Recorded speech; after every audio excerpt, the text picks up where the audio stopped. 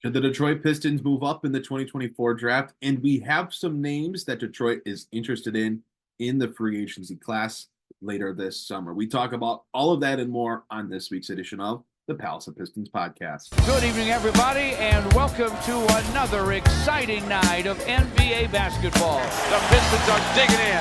They got the depth. They got the big men. They got the better basketball team. No doubt about it. Pistons need a three, and they have just under 3 seconds to do it. Here's Chauncey Billups. Here it is.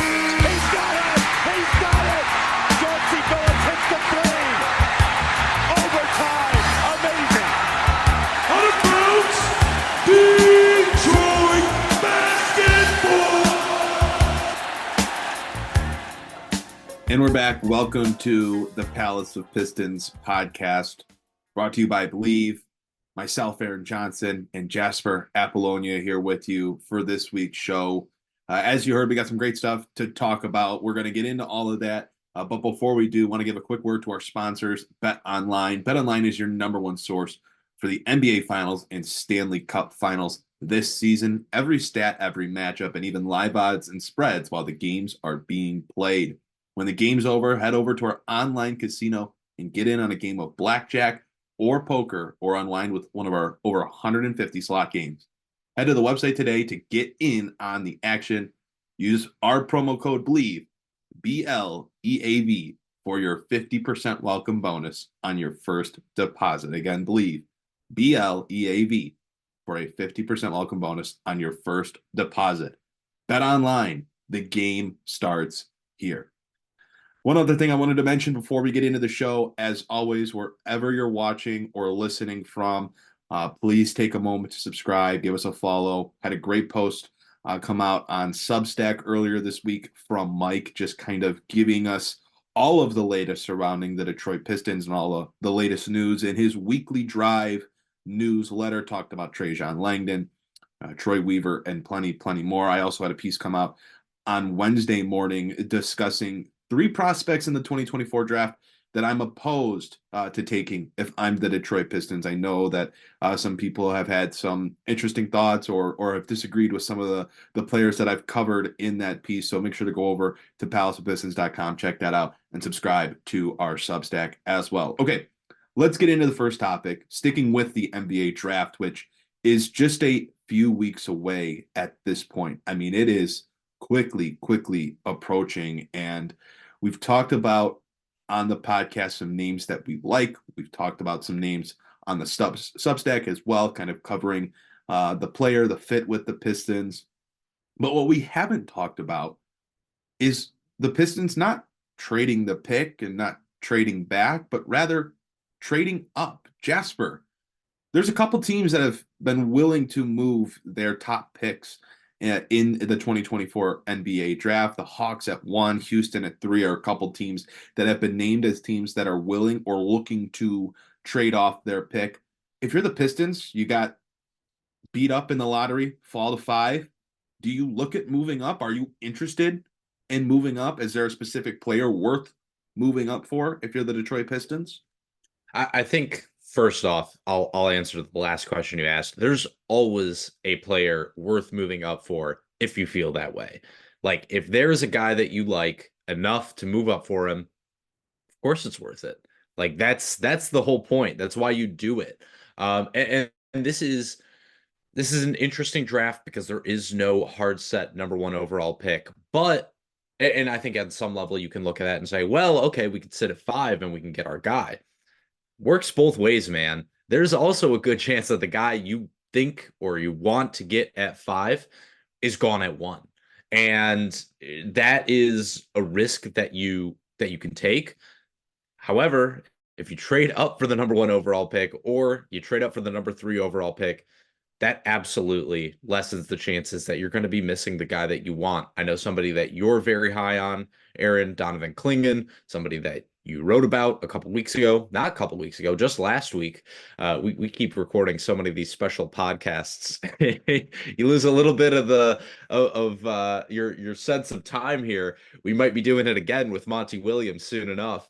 I just think that if there is a player that you really like at the top of the draft, I'm thinking specifically of Donovan Clingan, who has been mocked as high as number 1 to the Atlanta Hawks, or perhaps Zachary Rizachet, who has been nominally the number 1 overall pick favorite for a while now. Perhaps even an Alex Sarr, although I haven't heard as much talk about Sarr going number 1 as you did leading up to this draft. And I think we all kind of figured that would be the case. Usually in these weaker drafts, when there's somebody who's like really hot for much of the year we're leading up to it, it feels like the draft rolls around and everyone goes, actually, I like this guy better. Right. For me though, I don't think I would be trading up. I just don't see a guy in this draft who moves me so much to where I'd be like, I have to get him. I think no matter who you're taking 1 through 5, there is a similar level of risk. I think that there is a similar level of upside, similar level of downside for all of them. Whether the Pistons front office feels the same way, that's a different question.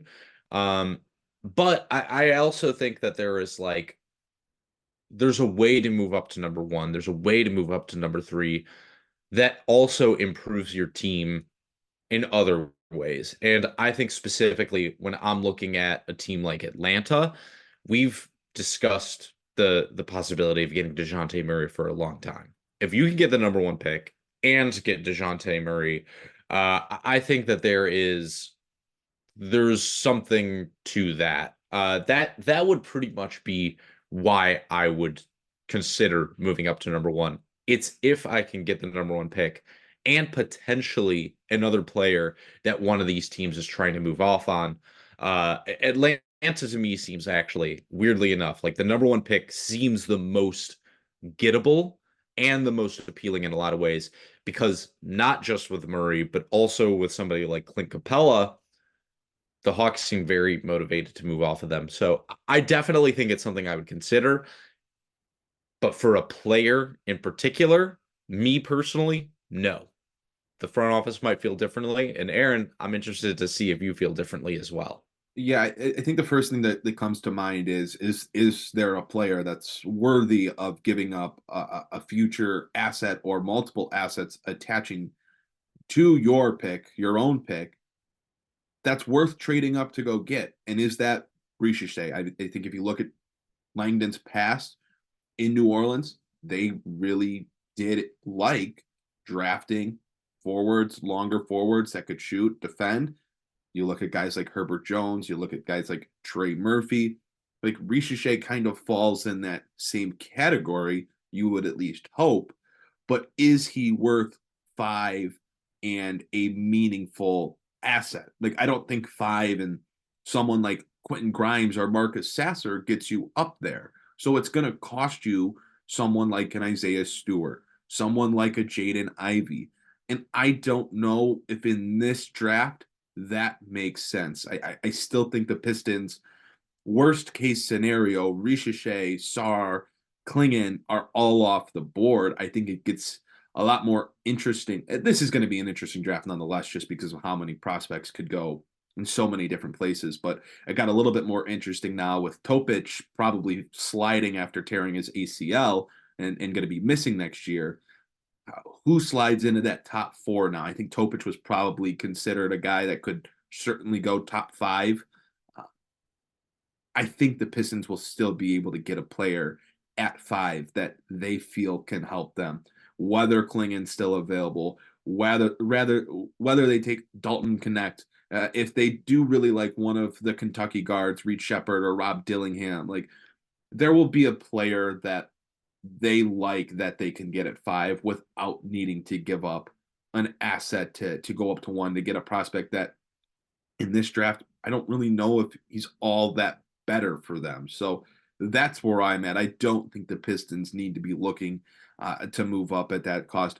I would say if something with Atlanta came to fruition where you could get someone like a DeJounte Murray, that would be way more interesting to me. And maybe, if Atlanta really likes a couple players in this draft and they want to pair these guys with Jalen Johnson and whatever other core players that they're going to keep, maybe there's a world where they could get Murray for 5 and something, that's where if you can get Murray for 5 and Ivy or something along those lines, that makes more sense than trading 5 and Ivy or 5 and Duran for the number 1 pick itself, because you'd be getting a proven all-star level player to put alongside Cade Cunningham. So that's where I'm at in this situation. I don't think the Pistons need to be looking to trade up too aggressively. No, and I think that, look, I'll say this though. If you can somehow pull off a trade with Atlanta where you're getting back DeJounte Murray and the number 1 overall pick for 5 and a couple of players, I think that would be an absolute coup for Detroit. I mean, if you're getting the higher pick and arguably the best player out of that situation, that's just not something that comes along very often, but it does seem this offseason, more than any other, it is a possibility. It's an absolute possibility. We've seen some reports that certain prospects are not meeting with Atlanta, aren't even doing workouts with them. So that definitely puts a little bit of fuel on the fire that Atlanta will not be keeping that pick. It seems as though agents seem to think they're not going to be selecting number 1 and therefore aren't even bothering with it. I will also say this in regard to Trajan Langdon selecting, these wings that are doing very, very well for New Orleans. Herb Jones was a first team all defense, the only non-big man on that list. I think that's very, very notable. Wing defense is crucial in today's NBA, and to be basically declared as the best wing defender in the NBA, as Herb Jones essentially was, I think says quite a bit. I think what's interesting to note, though, that he and Trey Murphy were both selected outside of the lottery. Trey Murphy was the 17th overall pick. Herb Jones was a second rounder. So I think when I look at Trajan Langdon's draft history, if he does feel strongly enough about a wing to select him number 1, that's great.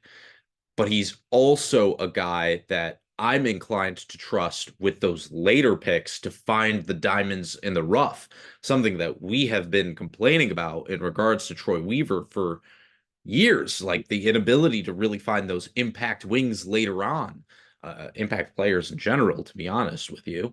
So that leads us into the next question I wanted to ask. I mean, at least in my mind, I think it makes more sense for the Pistons to be looking to trade down. I think the problem there is there's other teams that are willing to do that or want to do that. And, this is the draft where teams would rather move out of the draft or move back in the draft if they can get another asset, because there's just not as many players that are worthy of a top 5 pick as, that you feel comfortable that are going to hit.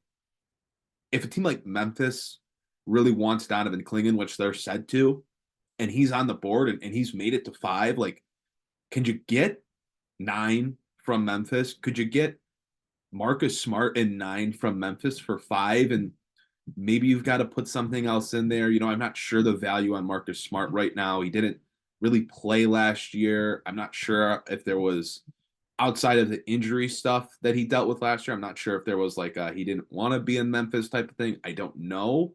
But is there a world where you could get a legitimate rotation player that could help you and just move back in the draft a handful of slots and still have a chance to draft one? I mean, like, let's be real here. Out of all these names that have been linked to the Pistons, let's say they did trade back to 9, you'd have to imagine that one of Shepard, Buzelis, Connect, et cetera, one of these wings from France that continues to rise up the mock draft boards, like, one of these guys would end up being there 4 picks later that they could get and could help them the same way that whoever they took at 5 might have been able to as well. So I think I would be more interested in trading back if possible. I just think that might be just as hard as trying to trade up, because there are too many teams that seemingly want to trade back in this draft. Yeah, I think it just comes down to like how far down do they want to trade back? And also, what are you getting in return? Like that to me is kind of the key. The Pistons they need NBA players right now, and it does feel as though if you're not getting, say, a Donovan Clingan at number 5, maybe a Reed Shepherd, I don't know, Dalton Connect, like you're probably in a position where you're going to have to take a less NBA ready player at this point. Like that's just the reality of it. Like I've advocated for Bazilis on the podcast, but I'm under no illusions. Like that is a dude who needs work. And I like the idea of, say, trading for Marcus Smart, another guy who has been linked to the Pistons for a long time now, since he went down with that season-ending injury, is Zach LaVine for the Chicago Bulls. I think we've both come out and said, LaVine isn't really exactly the guy we'd want, but I could definitely see moving down to 11 for LaVine, and then maybe you take a guy like Ron Holland, who is definitely a project as well, but certainly flashes some upside. Would he be available at 11? Maybe not. That's a different discussion. But like, I think that there are certainly possibilities for Detroit to move down. I think they're also in a position, unlike some of the other teams that might be motivated to move down in Atlanta and Houston, I think they're also in a position to take on salary that those teams wouldn't necessarily. Like Atlanta wants to clean up their cap. They want to move forward with a youth movement that they think is already in place. Same kind of thing with Houston. I think they'd be less inclined to take on a player like Marcus Smart. I think they'd be less inclined to take on a Zach LaVine. Whereas the Pistons, straight up, they just need talent. Like they need vets right now. So I think you're actually in a better position, despite having a lower draft pick, than some of these teams ahead of you to move down, just because you're able to absorb more salary. You're willing to take more risks, presumably. So yeah, I think there's actually, for Detroit, a much better path to trading down than moving up. And I think opposed to the other teams that are kind of in that place, they have a better chance at moving down simply because of the cap situation and the state of the team right now. Yeah, I'll be interested to see.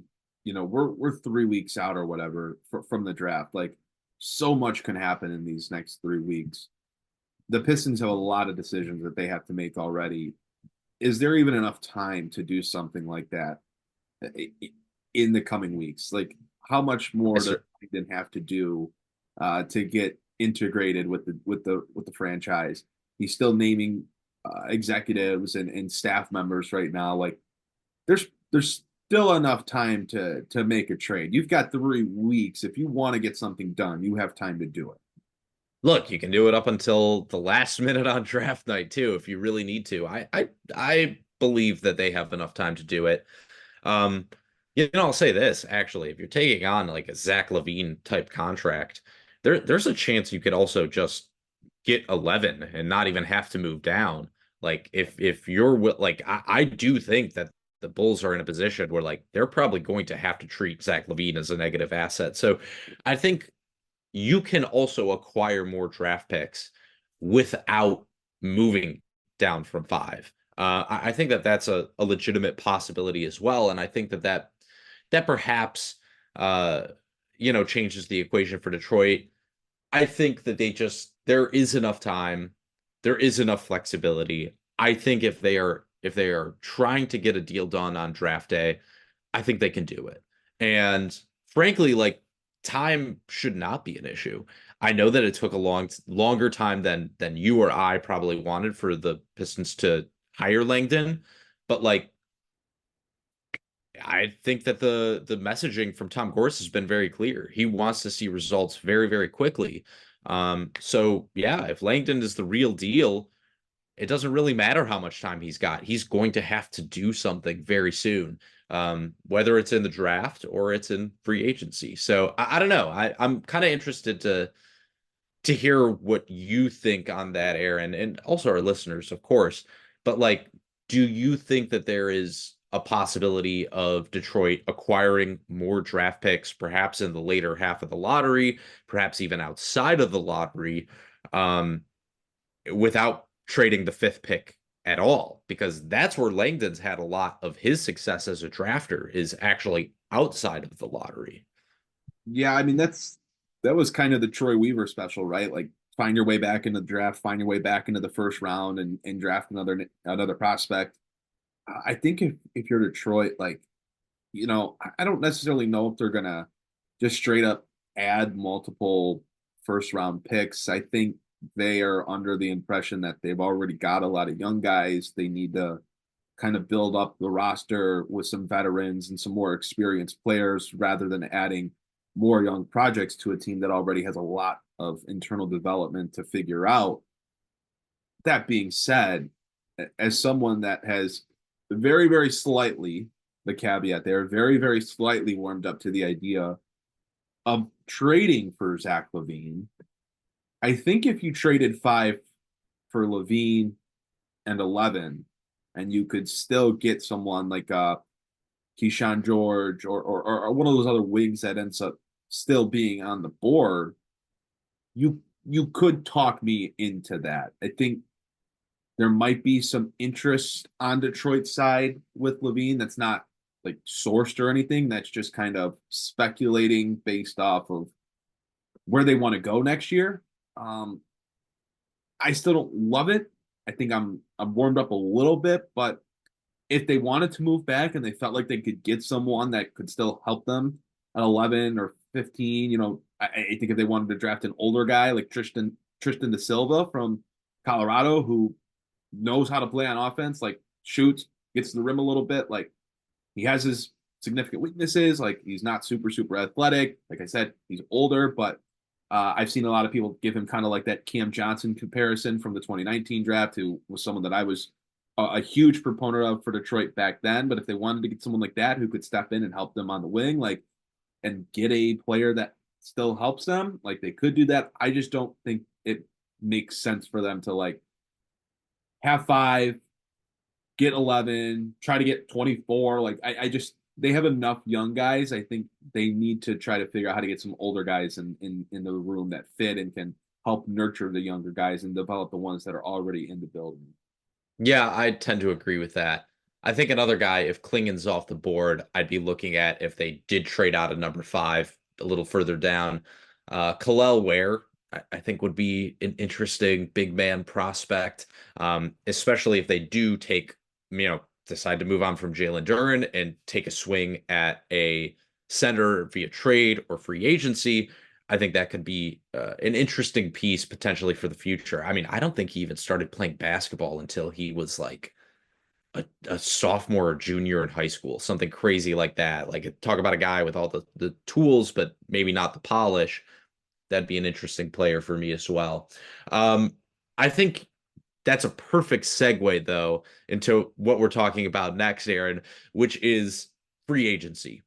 James Edwards III reported that the Pistons are definitely looking at free agents. And surprise, surprise, we've already been talking about a couple of them on this very podcast. Malik Monk, Nick Claxton, and somebody that we haven't discussed this year, but I think I've advocated for a couple of years now via free agency or trade. Gary Harris is another player that they seem to be looking at as well. So, Aaron, I'm interested. Obviously, we've already discussed a couple of these guys, but any name that stands out to you there? Would you be happy with bringing in any of those guys? And what would that look like ideally for you for the Pistons if they were to go big in free agency? Yeah, I mean, first and foremost, Malik Monk and Nick Claxton are certainly tiers above Gary Harris in terms of production value, et cetera, et cetera. You're paying them a lot more money than you're paying Gary Harris, but all of those guys certainly help Detroit. I think Malik Monk, who, God, it feels like he's been in the league for forever. It's like with Andre Drummond, like he's only 30 right now, but it feels like he's been in the NBA for 20 years. And Malik Monk's only 26, but he's been in the league since he's 18. He was a one and done at Kentucky, and he's a very, very good player, and he gives Detroit a veteran playoff experience. Obviously helps this team. Nick Claxton gives Detroit a experienced rim protector, capable defender, but he clashes with the prospect center that you have right now in Jalen Duren. And what does that mean if you're willing to pay Nicolas Claxton the $25 million a year that he's reportedly going to get. And what does that mean for Jalen Duren if you're willing to pay Claxton that? Because you can't pay two centers, a combined $45 million a year when Jalen Duren's extension eligible. But all of these guys help this team. If they come out of free agency with Malik Monk, Nick Claxton, and Gary Harris, like in a weak free agency class, that's probably a success. Let's say they use 5 and I think if they're getting Claxton, they're not drafting a center, so you're not taking Klingon, you're probably taking a wing there. Let's say they end up with Connect or God, I don't know. They use 5 and they bring in these 3 free agents. Like that's 4 players that come in and can have a role on your team that you didn't have last year, and they're all going to help. So I'd be interested in all of these guys. I think Malik Monk is probably the most popular name amongst them. Locally, Gary Harris is going to get some love just because of his Michigan State connection. But all those guys help Detroit, and they all provide things that Detroit certainly needs. So I'm for it. I think these are the right names for Detroit to be looking at. Will they be able to cough up the money for Nicolas Claxton? Brooklyn said that they'll match pretty much anything for him. They can beat out Sacramento for Malik Monk, and that's the thing. Like I think Malik Monk probably wants to go back to Sacramento. Sacramento's pinched on how much they can offer him. Detroit can pay him a lot more. So we'll see how aggressive Langdon is. Like, will he overpay by a ton to get a guy? And that's something we've talked about before. The Pistons might have to do that to start bringing in some valuable players here. I think even if Brooklyn does match Claxton, this is one of those things that we harped on last year when Detroit did not even attempt to go after restricted free agents in like Cam Johnson, I think was the biggest name there, where look, okay, you go for a restricted free agent, you lose out. That's fine, but you're making the other team pay at the very least. And I'm totally fine with going after somebody like Nick Claxton and losing out on it as long as you are going for it. And that's one thing that I think we all agree, like we want to see from Trajan Langdon is like, I want to see that aggressiveness. I want to see that going after it. Even if you're not going to win it, doesn't matter. You're at least going for it. You're making an attempt. You're giving it your all. I think that's something that we absolutely need to see from him as opposed to the last regime. Another thing that I really like about the idea of actually all 3 of these free agents, but specifically Monk and Claxton, is that they're veterans. But in regards to those 2, they're young veterans. Malik Monk's 26. Nick Claxton's 25. You're not paying for guys that have already gone through the majority of their NBA careers, and you're paying for their production from when they were 28, 29. No, you're paying for guys who have shown that they're able to produce on a pretty high level and also are entering their athletic primes at this point in their careers. So I think that that's absolutely like an underrated but very appealing aspect to both of those players. With Gary Harris as well, no, he's not what he used to be, but he is still a very good three-point shooter. I believe he shot 37% last year, 40% or something the year before that. He still can knock them down. That's something the Pistons very much need off their bench. And he also provides veteran leadership. He's been around the league. He knows what it's like. He's been a part of young teams on the rise. I think the Denver Nuggets, I think the Orlando Magic last year. So all 3 of those guys, not only are they good players, they also fit what we've been talking about, which is like, where do these guys come into this roster and make you better in a meaningful manner? You can see all 3 of them immediately stepping in and fitting a role that the Pistons desperately need right now. Malik Monk with that secondary creation, that explosiveness, little bit of movement shooting, off the dribble. You talk about Gary Harris as like a catch and shoot 3-pointer and that veteran presence in the locker room, and Nick Claxton as a very, very good rim protector. So all 3 of these guys absolutely fit what the Pistons are looking for. And I think more importantly, they fit with the timeline as well. Like if you're signing Claxton or Monk to a multi-year multi-year contract. When Cade Cunningham signs his extension, you're now locking him in with a core of guys that fit with his skill set and complement him in a meaningful manner. So I like all three of these names, to be completely honest with you. I don't know. Is there anyone else that you might throw in? Is there any way that you're not thrilled about these guys? I don't know. I think I like the idea of going after some quote unquote smaller names rather than bigger names like a Klay Thompson or Tobias Harris, and kind of spreading that money around. Like, instead of paying 30-40 million dollars a year to someone like Thompson or Harris, can you spread that money around and get a combination of Monk, Derrick Jones Jr., Claxton, Kyle Anderson? Like, can you go and get 3-4 guys with your cap space rather than Tobias Harris and probably a couple other smaller names? I think it makes sense for the Pistons to go for quantity and experience. And I like all three of those names. And then I like those names that I mentioned. I think this is a weak free agency class overall, but if the Pistons are willing to spend, they have the most money to spend. So they can pay for the guys that they want, assuming those guys are going to be motivated by the money, which tends to be the case more often than not. So along with those guys that James Edwards III mentioned, I think Derrick Jones Jr., seeing him play in a Luka Doncic lineup and knowing how the Pistons kind of envision Cade Cunningham as their own version of Luka Doncic, like, I think Derrick Jones Jr. makes a ton of sense. If they want another center, Isaiah Hartenstein makes sense. DeAnthony Melton for a veteran guard, defensive-minded guard, makes sense. So there's a bunch of those like mid-tier role players that have that experience, are veterans, are known for being able to do certain things. I think those types of guys make sense for Detroit. It's interesting because, you mentioned this is a weaker free agency class, and I think that's true at the top, but I think this is a much stronger free agency class in the middle tier of players than last year's was. I see a lot of players out there that really could fit with what Detroit is trying to do. You saw me fist bump when you mentioned Kyle Anderson. I want him. I've always wanted him. I love me some Kyle Anderson. Give me slow-mo, baby.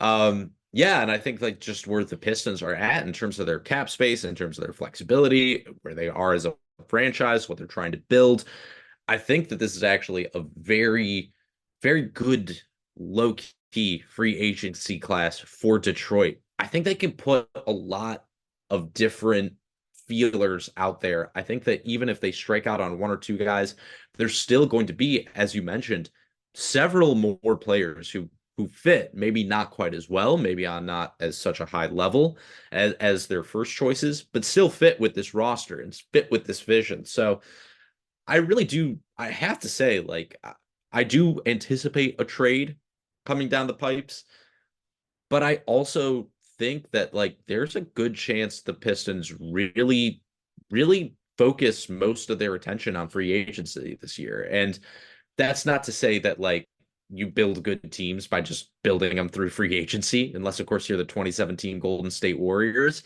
But like even that, they had a couple guys in place by then already. They'd done a couple things in the playoffs. I just think that like if you're the Pistons and your goal is to get better this year, maybe not even make the playoffs, maybe not even make the play-in, but just become a competitive team to where you can then evaluate what you have on your roster and make additional moves from there. I think free agency has a chance to be very, very, very lucrative for Detroit in terms of building up that roster and rehabbing some of their younger players' trade value as well. Like Jaden Ivey, Jalen Duren, Asar, these guys, you hope their trade value will never be lower than it is right now. I think if you bring in a couple veterans, even if you decide to stay pat a little bit with trading the young guys, it gives you the ability to maybe move them for more later on when you actually have a better feel for your roster and how it can be competitive. I think there's a clear path for Detroit to kind of follow the Houston Rockets and what they did last year. Like, they kept their young core together, but they spent their cap space on veterans. Fred VanVleet, Dylan Brooks, Jeff Green. Like, they brought in guys at every position that provided competition, that provided leadership, that provided necessary skills. I think that makes sense for Detroit. We saw the jump that Houston made, and in a much weaker conference, there could be that opportunity for Detroit to make a similar type of jump if they go out, if they commit to spending, if they maximize, their assets in the trade market. Like, I still think they might need to trade one of the young guys, but they could still keep the majority of the core, if not all of the core, together and still improve this team simply by adding 3 to 5 veterans that know how to play. I mean, there's a ton of roster spots. There's a ton of minutes that should be open on Detroit's roster based off what we saw last season. Bring in competition, bring in veterans that aren't used to sitting, make every player earn their minutes, build that system of accountability. Like, it's something the Pistons didn't have last year. Who were you taking Jalen Duren out for? Tosani Iwoma? Like, you weren't. He was going to play regardless. So there was no one worth giving minutes to over these young guys because you simply didn't put enough talent or experience on the roster. You need to fix that this time around. You need to light a fire under some of these guys and let them know that they're not just going to be babied and given every opportunity despite not meeting the necessary standards of playing NBA basketball on a nightly basis. So I think the Pistons need to really look at how Houston managed last offseason and try to follow a similar path as they did. Yeah, I'm so glad you actually brought up Houston because I think that's a perfect example of kind of what I'm saying in regards to rehabbing your young guys, their trade value. And even how you're going to build your roster. Like, Alperen Sengun exploded this year. And I think if you had, before those signings, if you had asked most people around the league, like, what should the Houston Rockets do? Who should they be building around? Like, who's their best young player? I don't think Sengun would have been the answer to any of those questions. And now the equation changes a little bit. I think Jalen Green was really like this is the guy. And now, that's not to say I think Houston's trading Jalen Green or that Jalen Green's no good. I'm not saying that. I'm just saying, like, now if you try to trade Alperen Sengun versus last year, the return is monumentally different. You're getting way more back for him than you would have. And the reason for that is that they just surrounded him with good veteran players that could bring out his strengths even more. So, yeah, I'm really glad you brought up Houston. I think that's actually kind of a perfect example of what we are looking for Detroit to do during this offseason. Just get better, see what you have. Just don't be a laughing stock. And genuinely, like, when you just get to that point, things actually become easier because no one's looking at your roster and saying, this guy's overrated, this guy sucks. You're not getting, all this slander thrown the way of some very talented players who are just put into a bad situation. There we go. The mute button's hard, man. One other thing that I wanted to mention here before we go is I wanted to talk about the Los Angeles Lakers coaching search because I think there's a Detroit connection there. Mark Stein, former ESPN staff member for years, has kind of been out on his own, has his own Substack, and still does his own NBA reporting. Mentioned that there is still a potential that Monty Williams, if fired by the Detroit Pistons, could end up being the next head coach of the Los Angeles Lakers. After he reported that, the next morning, Adrian Wojnarowski dropped a major Woj bomb and said that the Lakers were going after Danny Hurley of UConn for their open position. That followed Shams Charania's report from, was it a few days ago now, that the Lakers had fallen upon JJ Redick as the front runner for the head coaching position. So a lot going on there. In a world where the Pistons do fire Monty Williams, like, if JJ Redick's not the guy in Los Angeles, could it be the guy in Detroit? I just wanted to throw that out there because I think that's at least worth bringing up. There's a connection to Langdon and the Pelicans. JJ was a player for New Orleans. I think that might be worth looking at. I just think, first off, the Lakers, what is going on with this coaching, sir? You're going after a college coach, a guy who hasn't coached anything above third graders, and a guy who should be coaching third graders in Monty Williams. So I just think, for me, like, yeah, man, hey, you want Monty Williams? Go for it, man. Take him. I'll buy the plane ticket myself. Like, I got the miles, brother. I got the Delta Sky Miles card. I got a few left over. I'll pack his bags for him, man. I'll throw him on the plane myself. Yeah, I mean, JJ Redick, I don't know, man. I'm just, I don't think that's what this team needs right now. Like, go out, get a guy who is young, yes, but like has actual cachet around the league as a head coach. I'm not trying to do experiments right now. And of course, like, I'm not going to be sitting in on these interviews. Who knows? Maybe JJ Redick like walks in the door and just blows everybody away. But I've listened to his podcast and I've seen him on First Take, and I think he's a smart guy. I think he knows a lot about basketball, obviously, more than I do. Do I see him as a head coach? I don't think so right now at this moment. I don't know if the personality is there, to be honest with you. I think it'd be an incredibly tough sell from the Lakers' perspective to, instead of bringing in a two-time national champion coach from UConn, bring in a 14-win coach from the worst team in the league in Monty Williams. That would be a really, really tough sell to give to their fan base, unless LeBron is the one pushing it. Like, I just think that would be a really tough sell. So I don't know how likely Monty Williams being the coach of the Lakers actually is. It just doesn't, in my opinion, it doesn't make sense. But I see what you're saying on JJ Redick when it comes to Detroit. I think it would be the kind of big name hire that Detroit has liked in the past, as we've seen with the Stan Van Gundy hire, the Dwayne Casey hire, and the Monty Williams hire. It would be the big name. It would be the quote unquote big fish. But would it be best for this team? Yeah, I don't know. I don't know if I feel that way. A first time coach coming into a young team that definitely needs a leader, someone that's going to help them take that next step in their development. Don't know if he's the perfect candidate, but I don't know who is the perfect candidate right now. So I think you'd at least have to consider it.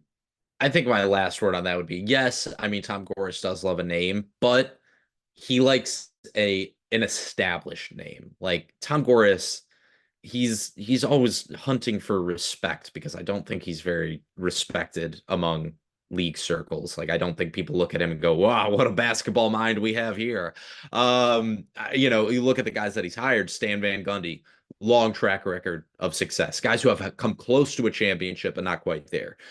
Stan Van Gundy, Dwayne Casey, Monty Williams. These are guys who, yes, were big names, but they were big names because of what they did in the NBA already. JJ Redick is a big name, but not as a coach. Although I don't know what his, maybe his kid's elementary school, he's really killing it out there. Maybe they're a powerhouse. Yeah. It's the DeMatha High of third grades. But I don't think he's the kind of big name that Tom Gores tends to go for, in my opinion. Yeah, I thought we might have some more established news on the Pistons head coaching search by the time we recorded this week, but it just never came to fruition. The Pistons have made a couple executive hires. Michael Blackstone's their vice president of basketball operations under Langdon, and Langdon brought in another staff member who previously was with the Pistons, but that was quite some time ago, and I don't have his name on the top of my head right now. But he's starting to fill out his staff. We don't know for sure on the coaching search. We know he's either been or is meeting with Williams and the coaching staff at this point in time. Don't know if we're going to get an official word and when on their futures. But based off the past few weeks, it'll probably be shortly after we finish recording this podcast or shortly after this podcast is released out online. Jasper, I'm all good on this show. I think we covered a lot in a decent span of time. I don't have anything else to add. I think I'm just kind of in a wait and see point on really what the Pistons do with the coaching search. I have to hope that by this point next week, we know more on that. I think we will. I think that Langdon is doing the responsible thing and building his organization from the top down. And I think you have to have, regardless of what you do with Monty Williams, you can't really do a full coaching search if you don't have the guys above him in place to conduct that coaching search. So to me, it makes sense. Would I like to see something a little quicker? Of course, but like there is just a natural process of how things go. So I'm not surprised that they haven't made a decision on Monty Williams. Like I said last week, wouldn't be surprised to see him go, would not be surprised to see him stay. I just think there's a timing issue. I think there's definitely a money issue there as well, even though Tom Gore has said that the checkbook is open. So yeah, I think at this point, like, I wouldn't be surprised to see something in more concrete by next week, or like you said, by the time we finish the Zoom podcast. So I don't really have anything else for you, Aaron, but I definitely think there's going to be more to talk about next week. It's coming. All right, well, before we go, want to give a quick word to all of the different places that you can connect with Palace of Pistons on. First and foremost, wherever you're listening to this show from or watching this show from, hit the subscribe button, hit the follow button, leave us a like. Tell us what you think in the comments about anything that we talked about. If you want the Pistons to trade up, you want them to trade down, you want them to stay in the pad at 5 for a certain prospect, tell us what you think. Tell us what you think about the free agency class and the names that you're interested in. I think the engagement lately, the numbers lately have been so incredible, the support you guys give us, and we love hearing what you guys have to say, and we like that you guys are liking the show and enjoying the show right now. So wherever you're watching from, make sure you follow and subscribe. Head on over to our Substack, palaceofpistons.com. Drop in your email there. It takes 30 seconds, and from there on out, you'll get all of our content that we post, including the podcast, directly to your email inbox as soon as it's live. Go follow us on all of our socials at Palace of Pistons on X and Facebook and TikTok, and then Instagram is Palace of Pistons. Those are all our plugs. That's a lot of plugs, but we appreciate the support as always. For myself, Aaron Johnson, and my co-host, Jasper Apollonia, thanks so much for listening to this week's edition of the Palace of Pistons podcast, brought to you by Believe. Make sure to use BetOnline on our promo code Believe, BLEAV, for a 50% welcome bonus on your first deposit. That's going to do it for this week's show. We will see you guys next week.